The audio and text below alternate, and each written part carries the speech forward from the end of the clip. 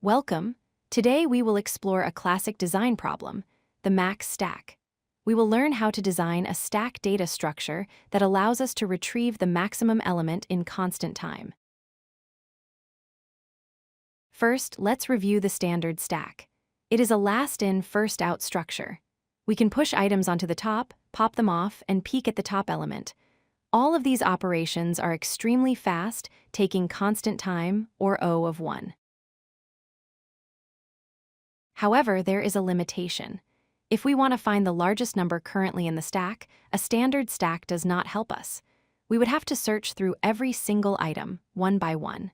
This takes linear time, or O of n, which is too slow for large datasets. Our goal is to optimize this. We want to implement a getMax function that returns the maximum value instantly, in O of 1 time, just like the push and pop operations.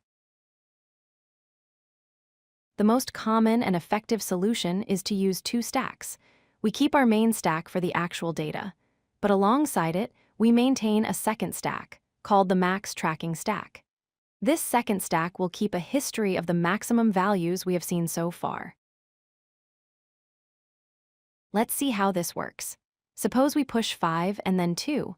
When we push 5, it's the first item, so it goes onto both stacks. When we push 2, we see that 5 is still the maximum. However, for simplicity, we can push the current maximum onto the max stack again.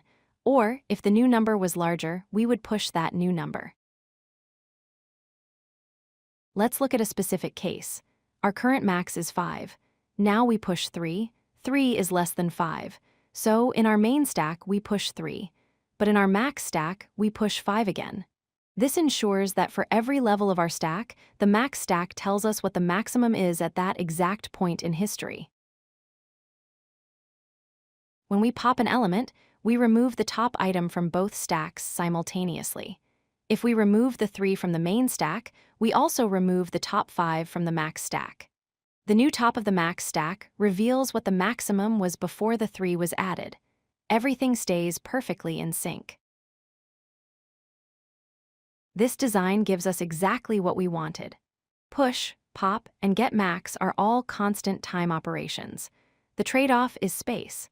Because we are storing a second stack with the same number of elements, our space complexity is O of n, we essentially double our memory usage to gain speed.